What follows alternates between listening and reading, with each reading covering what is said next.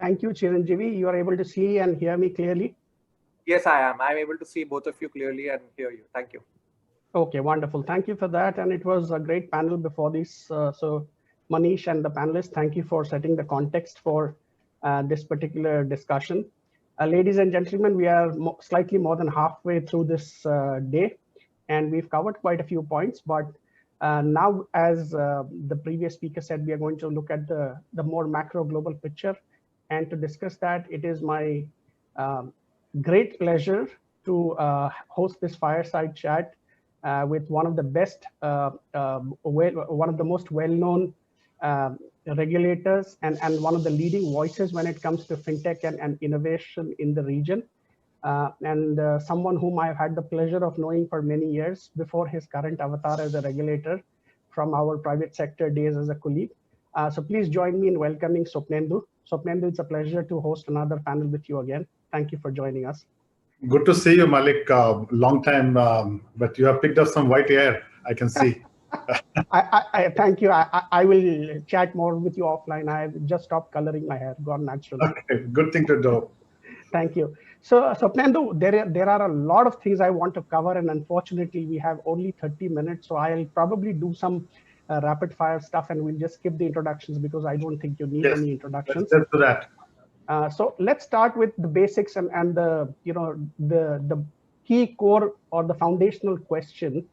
How do you see CBDCs? And the reason why I ask is, while we had a wonderful panel before this, there are just so many ideas and so much information out there when it comes to CBDCs and what it represents.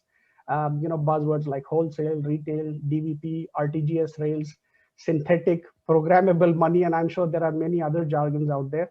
Yes. So who better than you to try and A, simplify it, and B, distill it into its essence? Sure. Well, I think the previous panel did dealt on very important aspect of looking at the micro picture, and I think the audience will stand to have a better context if they have heard that piece. Well, my job in this 30 minutes is to just give you from where I stand in terms of the macro picture of where we see this going. Well, you just put some long range of acronyms and word. We'll not go there.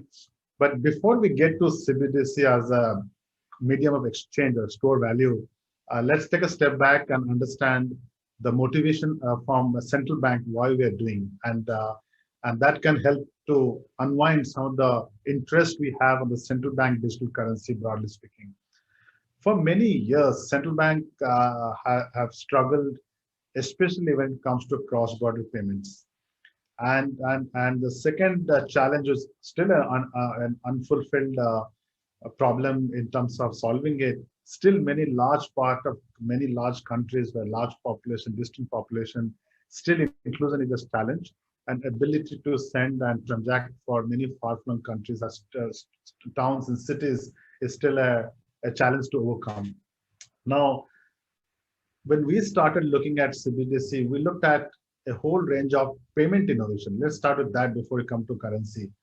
And what we saw over the last 3 to 4 years, there are three big things which came out. First thing, with this ability of using CBDC, improve our cross-border payments, our ability to transact cross-border, because that's the unsolved challenge in my mind, given examples from India, Singapore, where the domestic payment network has largely made payment as a 2-3 click process with zero cost. And I still don't understand why you need a retail CBDC in that context. Because if the cost of sending money is zero for an account-to-account transfer and it takes a couple of clicks, it is simple, intuitive. Why do you need that? Second, is there any better way to think about the way we integrate payment versus business processes? Having a programmable money allows you to incorporate some business controls on the payment line, which means when I pay to you, the goods and services I promised in the part of the transaction, can it be clearly linked so that both the process gets integrated to a single process? Today, when you pay each other and the goods and services we exchange are two different processes. Can we bring it together by creating a programmable money? And given I'm using this fancy word again, the programmable money, there are also a discussion, especially during COVID-19, when you have to inject a lot of grant subsidies or government uh, uh, direct benefit transfers. Is there any way to make the money program to a certain extent that it can be only used for XYZ when you're giving direct benefit transfer? So there are these 2 or 3 big, heavy value into the system, which as CBDC potentially can bring. I think that's the driver behind why we are dealing with this CBDC. Now, this is what we all call payment innovation, and they relate to better means by using money as a medium of exchange on how they're used to transact to each other. Now, the question on CBDC, I would view this question as if we agree that, and we should agree that this payment innovation I just spoke are useful. Now, the question is, would it be the appropriate party to issue this digital currencies? Who would be the right party? Is it private sector or it is the central bank? Who should issue that CBDC which will facilitate this payment innovation? We have seen in the market, there's a whole set of cryptocurrencies and stable coins out there, and they have gained traction, but still much more to do there. And still trust is a big issue there. And can the cryptocurrencies and stable coins be used to drive such payment innovation? Now, broadly speaking, would a central bank issue a digital currency and then power this innovation? Probably yes. We have done our own experiment in Singapore. We have done a lot of partnership with other central bank, and we have tested models that where can a central bank issued currency can power this last mile payment challenges, especially cross-border payments. I think there was a debate before this on a panel talking about who should issue the money. Should the money issued by the central bank or the commercial bank? I think the jury is still out there, and there are pros and cons in both sides. So for me, the way I would just summarize the situation today is that private sector engagement is critical. They should focus on the payment innovation part, the DLT, the how to use CBDC to drive this innovation, and the central bank should continue to focus on whether they should issue the currencies or should they issue the currency directly to the network. It can be a multi-currency network. So there are a whole set of infrastructure partnership with central bank has to intervene when they issue such currencies. So I hope that this year, or at least next year, what we will see globally, a production grade use case where a wholesale CBDC is being issued by central bank or in partnership with the commercial bank, and they're facilitating 3 things: helping the settlement process faster, helping to move cross-border payment almost instantly, and third, can that be a smart move of integrating with digital ID and creating a better and a faster AML KYC process, as that is the biggest challenge of when it comes to cross-border payment, and that creates the delay in getting money from A point to B point. So this is where we see the progress and where we think we'll go forward with this whole CBDC in particular issued by a central bank or via a commercial bank. Thank you, Swapnendra. You've covered many points that I had actually broken down into about 4 or 5 distinct questions. So you've given me many. Let's open up the question. Many paths to segue. So let me, before I jump into some of those questions, let me slightly take a detour. And one of the points that you mentioned, very relevant. I've heard this from other panelists in previous panels that I've moderated as well, about using the power of smart contracts, as I interpreted, to kind of sync up business processes and make them more efficient. And while I think the logic of that and the rationale of that is unassailable and makes a lot of sense, I just want to quote another fellow panelist of mine, someone I'm sure whom you've shared many panels with, Professor David Lee. He is often fond of saying that DLT or blockchain is a solution for trustless transactions. It's not the best solution for efficiency management. For that, your existing database solution is much more efficient. So, I mean, he always says, don't try and look at blockchain as a solution to efficiency problem. Any particular note on that, since you specifically referred to that point? I think that argument is absolutely valid on a standalone DLT technology standpoint. Here I'm arguing my case saying that when you're merging a business process and encoding inside a currency or creating a smart contract, when you build it together, you need a currency which is trusted, which is backed by the central bank, and perhaps as a starting point that will make it more efficient. So still we need a medium of exchange to execute that business process. So I'm not arguing the case of whether a decentralized database or a centralized database is an efficient versus not efficient. I'm arguing my case saying that can the business process be programmed into the money, and who issues that money? I think that's the big question here. Thank you. So I think those are two key points. One is who underwrites or issues that money, and the trust factor that you rightly pointed out, and then syncing of business processes for not just efficiency, but I guess transparency and a more seamless ecosystem as well. And also integrating to the existing payment rails. Correct. You still need the current payment rails to operate. It's not something will operate with a new brand new infrastructure. So, or there's a lot of undertaking to do if you have to do that way. Existing infrastructure riding on that.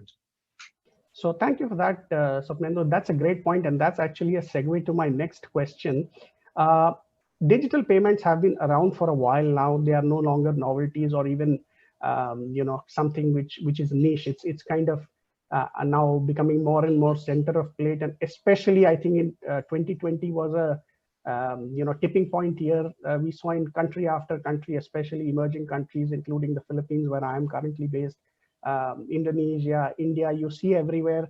I think from our time in the private sector, at least when I was trying to push digital payments incrementally 10%, 15% every year, it's kind of leapfrogged by 5 years.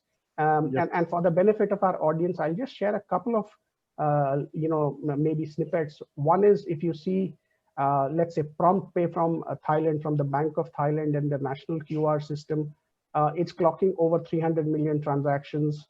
UPI, if I'm not mistaken, and perhaps the Manish and team can, correct if I have slightly misread the numbers, but I think it crossed 2 billion transactions recently. China, I think we all know, between the duopoly of WeChat and Alipay, we are talking about nearly $40 trillion. So as you rightly said, there is an existing payment trail, and it's now not only something which has been around for a while, but it's now adopted quite widely by existing users. So it brings us back to the same question, that if you already have a system where the central bank is issuing money through commercial banks, and the last leg of the payment transactions, whether through QR codes or biometrics or even simple peer-to-peer or pay now, as we have in Singapore through mobile numbers, we have various frictionless, seamless payment systems. So what incrementally is the benefit versus the cost? What is the trade-off when you say that this will get plugged into the existing rails, and we know the existing rails work just fine in country after country? Sure. What would be the incremental benefit, and what are the trade-offs between introducing CBDC to plug into these rails versus the existing system, which works just fine, sure, many would argue? Well, it's a complex topic, and I myself have argued is saying that, as you said, PayNow has crossed 5 billion a month in Singapore, where ability to pay each other has become almost like a costless and seamless transaction in many sense. There's no clear argument why a retail sector will be thinking about a retail CBDC in that sense. And what does it mean the cryptocurrency which is out there, what value they play, other than being purely speculative and in many ways. I don't want to be pompous here, but if I can say that the first country which will actually going to connect the domestic faster payment system to another country's payment system will be Singapore and Thailand. And we're expected to go live this year, last week of April. And this is cross-border transfers by just connecting respective domestic payment system. You would assume that as both the countries have built remarkable public infrastructure in the domestic sector, just by connecting, life is going to be easy.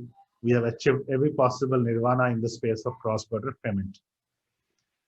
I'm expecting my cross-border transfer to this two, by connecting this two network, should drop from the days, or a couple of days nowadays we do, to less than 5 minutes, just by traditional rail connectivity. So yeah, I'm absolutely spot on. Purely just making life better by connecting to domestic payment system, you get there. You get to less than 5 minutes by just doing that piece of work, which is no more a theory, is going to happen starting April, end of April. Now the question for me is that, do I still need a wholesale CBDC? My argument is absolutely yes, because behind this cross-border payment, there are a lot of traditional processes still running. FX settlement, AML KYC screenings, multi-ledger settlement. There's a whole set of processes still running, which has not, while the speed has reduced, but the cost has not gone away. It's still the cost which is running using traditional processes. What we're trying to examine, can the wholesale CBDC with a much more smarter way to build reconciliation ledgers, can that solve that backend cost structure, which can then reduce the cost of domestic transfer, cross-border transfer for small value? I think that's the place where we want to go with the wholesale CBDC. That's one way to look at. Other example of why we still need wholesale CBDC is an example which is only in Asia. It is available globally. It is in Cambodia. While everybody talks about intellectually about CBDC, crypto, the country which has truly implemented a national infrastructure, runs on a DLT construct, is Cambodia. So the national infrastructure project called Bakong. Bakong, right? Yeah. Yes. Thank you. The question is, why did they go after Bakong? Strangely, my dear friend, when I spoke to her, she said that I wanted to build a faster payment system. I went and put a tender. It was too costly for us to build a faster payment system for us. So she and her team decided to leapfrog a traditional faster payments rails like UPI, fast payment in Singapore and other market, by just building a new construct on using CBDC to create from a real-time gross settlement system. So Bakong shows how technology, CBDC can be brought together to leapfrog in a country where domestic rails don't exist today, as many of the countries I just cited have. So they can leapfrog in a cheaper way to build a domestic payment system using such technology. So which means that countries who don't have such existing rails will leapfrog, and hopefully Bakong becomes a benchmark template for them to go to that system. And there will be some point in time we have to find a way to interoperate these systems across the border. Third example is Riksbank e-Krona project. They were looking for a different problem. They were trying to solve their physical cash usage going dramatically down, and they wanted to provide an access to central bank liability. And they started a project called e-Krona. Again, completely different drivers, and that was an issue where they want to have an alternate or provide an access to central bank liability in a digital form, just to get over the dropping cash usage in Sweden. Fifth example, in China. Why China is thinking and expanding and giving and putting a lot of retail currencies in the market today in China, because they want to build an ecosystem outside the Alipay WeChat construct. And they're also looking at opportunity to do cross-border for tourists carrying the eRMB. So my summary reaction to your question is that some countries are looking this as a defensive measure. Some countries are looking this to preserve their monetary sovereignty, and others are looking to leapfrog constraints they have so that they can get into a modern payment system faster in a cheaper way. Thank you, Swapnendu. And again, you've covered quite a few points in a single answer, so appreciate that. One thing that and thanks for sharing those various use cases as well. I'm sure our audience will find it quite useful and something that they can compare and contrast with. One thing that you said, kind of struck with me, and it's something we've seen time and time again in the last decade. Um, Technology has become such a blessing now that countries which did not have any kind of an infrastructure are just able to leapfrog. So rather than going the organic route, and in fact, the erstwhile leaders are now becoming laggards for exactly this reason. So I think you've hit the nail on the head on that I one. think nobody imagined Cambodia will be the only country, first country. I think somebody said Bahamas or somewhere there in West Indies have. But to me, a truly modern day retail payment system running on a CBDC DLT is Cambodia. Thank you for pointing that out, and I'm sure our friends at the National Bank of Cambodia will be happy to hear your endorsement. Now that you've given us multiple use cases from all the way from Sweden to Cambodia to China, I wanted to ask you some of these, but you said that. In the interest of time, let me jump straight away into something which has been MAS's baby and your group's baby, specifically Project Ubin, or rather Ubin, no longer a project, something that most of us here would be familiar with, but perhaps not as well versed with or plugged into. So please, enlighten our audience on Ubin phases 1 to 5. And if I can ask you from a personal perspective, if you are comfortable answering that, Swapnendu, what part of that has been the most gratifying to you personally, and why of that journey? Well, Ubin was our own little way of understanding DLT cryptocurrency, because when we started from a regulatory standpoint, and I have always in my 5 years as a regulator, as a public policymaker, I always believe that instead of creating paper to understand what the future lies, do experiment and fast track your understanding of where the future is going to. So we have embraced this culture of experimentation as a way to build new policies. And in that spirit, we started Project Ubin, where we thought, let's get a real use case, which is our own payment system, and start experimenting and understanding the fundamental of what is a cryptocurrency, what is this digital currency, what is DLT, how do we bring together, how do we interact with other central banks. So the whole set of discovery and our own self-learning was created. We also brought the industry to the play. So the private sector also get engaged in the process. There are many, I would say, positive network effect of that project. We created a lot of blockchain companies in Singapore. Singapore also generated a lot of knowledge base in this process. So there are other benefit of Ubin. But really the most gratifying part from my own takeaway from Project Ubin has that we promised that we'll stop experiment once we understand all the fundamentals of this whole space. And I've been called out not in a positive sense when I said last year, I think we should stop doing experiment in this space and let's get into real production activity, because this deluge of experiment happening throughout the world with POCs is just fatigue for me.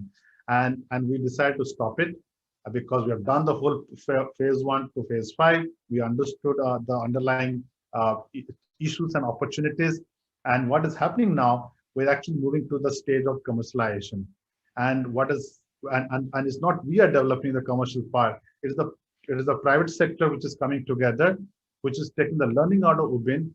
And I don't want to run ahead of JP Morgan and DBS and Temasek, because they are bringing together their a kind of a commercial network for a live usage on back of the Ubin learning, which we expect to see live transaction this year. I think when that happens, it will be truly gratifying for me from an end point, because sometimes you stop your work at a POC and there's nothing beyond. It'll be great to see that 3 years of effort translating to a production grade infrastructure with real commercial value. Of course, there are other things which has happened in Ubin in terms of building the network, the ecosystem, building and in fact inspiring many other use cases which actually took a production shape last year. In fact, there was bond issued on DLT. One of the company, eBond eValue, started using this technology to fractionalize bond as for retail distribution. Philippines Treasury. Yes, and I'm one of the customers of Bond eValue. To me, they were all offshoot of this whole journey Ubin created. That there is a possibility to use DLTs and this technology to change the way you think about this whole financial sector. So it created all this new opportunity, which to me, feels truly gratifying because it changes the way we think how technology should be adopted at a speed we desire to. So thank you. Gentlemen, may I interrupt? Mr. Malik, this conversation has been really engaging. If you both don't mind, we can extend it by another 10 minutes, so you can squeeze in the questions you had to leapfrog earlier. Sure. Thank you for that. I appreciate it. I think we can at least cover more items. So thank you for that. Swapnendra, you covered quite a few points, and also about what has been personally quite gratifying for you in this journey. And would it be fair to say that the real work or the real challenge starts now that, as you said, 3 years have been invested in understanding, learning, deploying a POC, and experimenting by doing rather than through papers and PPTs? Does your real work and challenge start now? Absolutely. I mean, we indulge in coding, we indulge in technical specs design. Hardly you see central bank doing all this thing, but we got into that space. It was fun. But as you said, the real hard work comes now, because here we are going to challenge status quo processes, cross-border arrangement between two countries. Not easy, even the connecting domestic payment. There are so many embedded legislation way we do things have to be unwinded and build a new way. So these are real hard work, and technology only cannot solve these things. It has to happen through a policy change, process change, central banks agreeing among each other, supervisors agreeing, cross-border data regulation. The whole set kicks in as you get into production. Thank you. And you've covered some of the 5 Ps that we used to refer to. So process, people, platform, privacy, and policy. So you covered that. Thank you. Swapnendra, right from your very first opening, you spoke quite a bit, and you have alluded quite a bit to cross-border as one of the most logical and rational use cases. So I want to go a little bit over there, and congratulations on your go live that will happen with the Bank of Thailand on the existing cross-border payment rails that you spoke about. We also have seen other announcements maybe in the last 1 year or so, and in fact, even before that, Ubin Jasper was supposed to be one of the very first pilots in this space that I remember, researching and studying. Then we had this Intanon and Lion Rock between Bank of Thailand and HKM, and just today we read that the central banks of China and UAE are coming into this MCBDC bridge, which has been announced. So since you seem to be, somebody who's a great votary of this being a very valuable and logical use case, perhaps you can shed a little more light to our audience on this particular space. You did allude to these 5 P challenges, but if you can tell a little more about how you see this space evolving, how many more regulators do you think will come into the play? What about concerns like national data sovereignty, privacy, etc., and ceding of control? How do you see some of the opportunities and even the challenges in this cross-border space? Sure. Well, this is a very expanded topic in that sense, because I think we must encourage central banks to do more experiments. In fact, if you look at the scope of the experiment of Jasper Ubin and the one which got announced yesterday, is exactly the same. They're all trying to understand and discover the same piece of virtues of doing this new technology and new CBDC. In fact, there's no difference between all the examples, whether the South African project or the Singapore project or the Canadian project and the new one, MCBridge. Zero difference, exactly same experiment, exactly same purpose. But what it does, it's creating a wider acceptance of a shift, which all are getting mentally prepared to do. So that's the good news of doing most of the experiment, while I think we have come to a stage we can move to production. And I will keep aside the value of wholesale CBDC helping us to get over the 3 areas of settlement and sanction screening and the reconciliation piece, the FX piece on the whole transaction.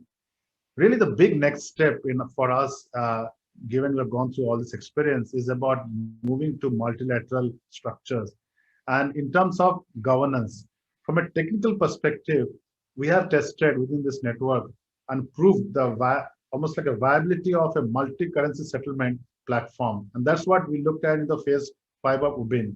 And there is this multilateral network, but within the domestic context, which avoids the geopolitical and jurisdictional concerns of why should you allow multilateral network losing your sovereignty rights on these transactions.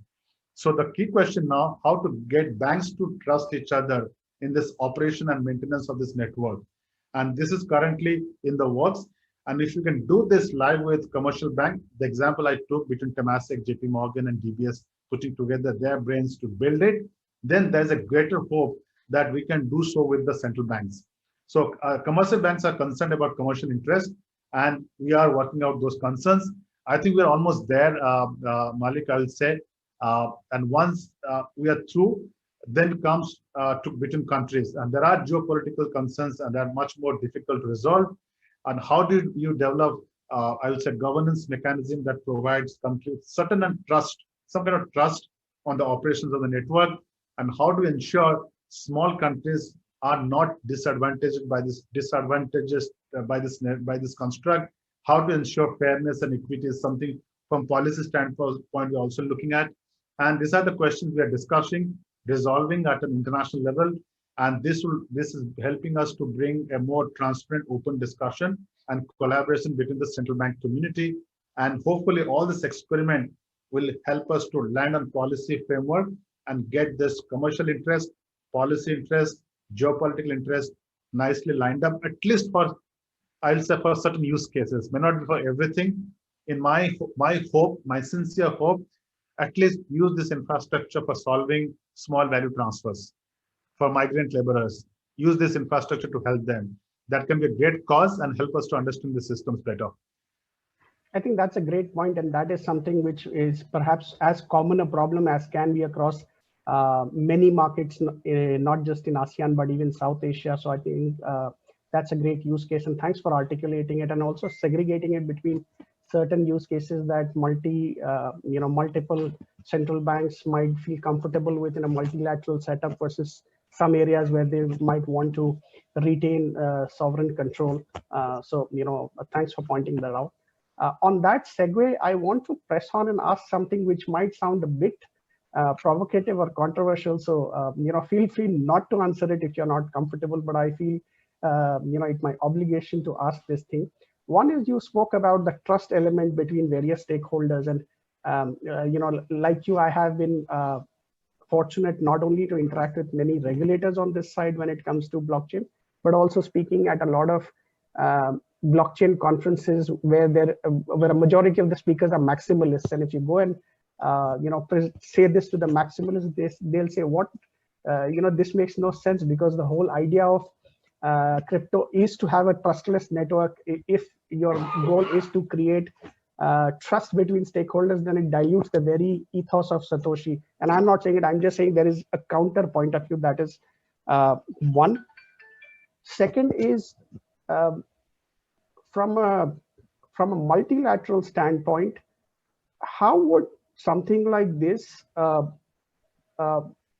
of either, is it in some ways competing or even potentially cannibalizing the likes of the existing systems which we already have in place, like SWIFT, and Ripple is already trying to break into it, and now you have central banks trying to get into that space? Is this something which should be left to the domain of the private sector and something which might impede rather than help? Well, you went through various emotions in this whole space. And I asked people privately, why you love cryptocurrency? They say it's going to $50,000. It's cost $50,000. So speculation is a big part of the love for cryptocurrency still. We as a central bank and policymaker, we have an objective-driven focus. We look at problem statement and we look at examine how such technology can solve that problem statement, whether it's inclusion, efficiency, and so forth. So from that perspective, this is not a debate about trust and not trustless. It's a debate about which currency can achieve the objectives in the best possible way. Now you also brought the question of SWIFT. SWIFT as a messaging system. Well, SWIFT can also play a role here because they can be the infrastructure which will talk to different central bank ledgers to do cross-border payment. Why not? So it's nobody stopping anybody to be part of this journey, and I think that's an open door for all. Again, this is fundamentally questioning.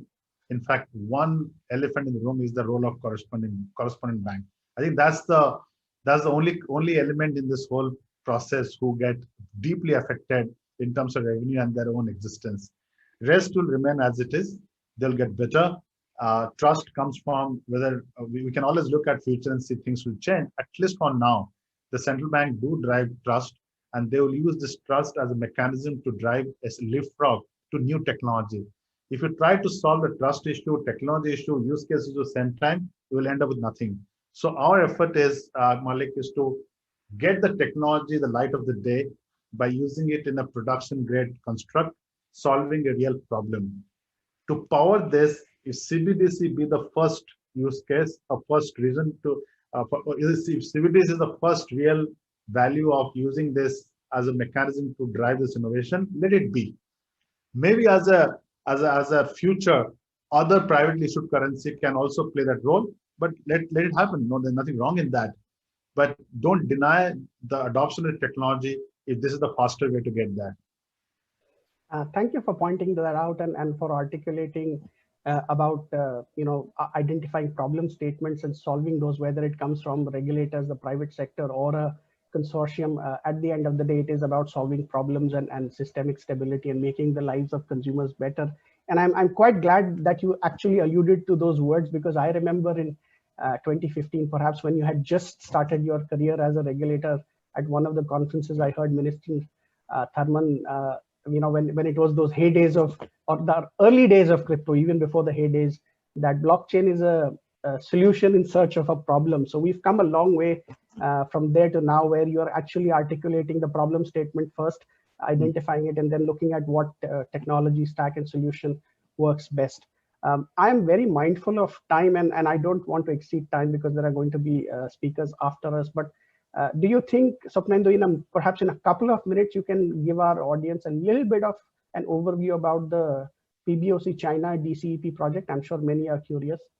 Well, that project is primarily designed in understanding and finding, I'll say, a real production grade use case by which we can accept a eRMB in merchant endpoint to risk payments.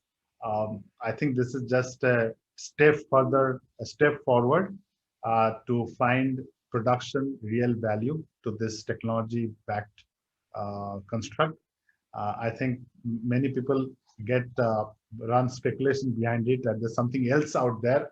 Let me tell you one more time, there's nothing. It is just one more use case from one more country where they are trying to figure out, will the eRMB be also an alternate way to make the life of whether it's a payment processing or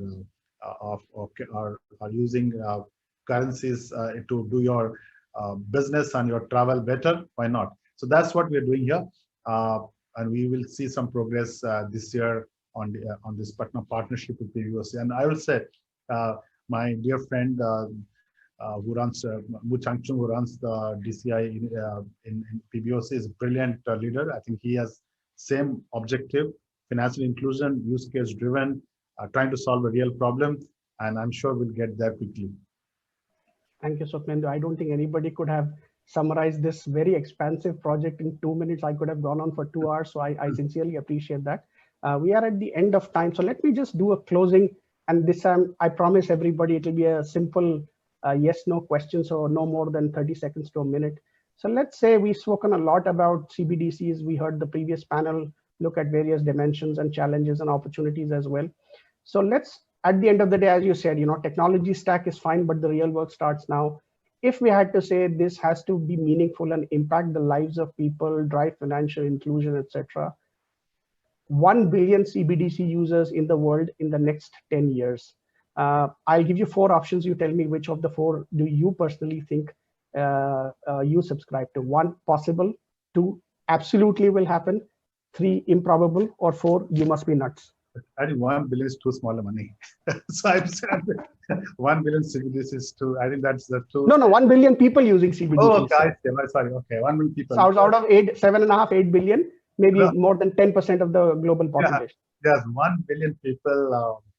Well, China itself can get that number, if they want to. I think if China does what they're doing in this whole space, this number is achievable purely by a billion people using CBDC. So you would say it's probable or absolutely will happen? This probable contingent or dependent on where China goes with this. Thank you very much. We've just slightly exceeded time, but I truly enjoyed this conversation and I hope we could have gone on for longer, but let's hand it over to our host, Swapnendu. Thank you for joining us, and over to you, Chiranjeevi.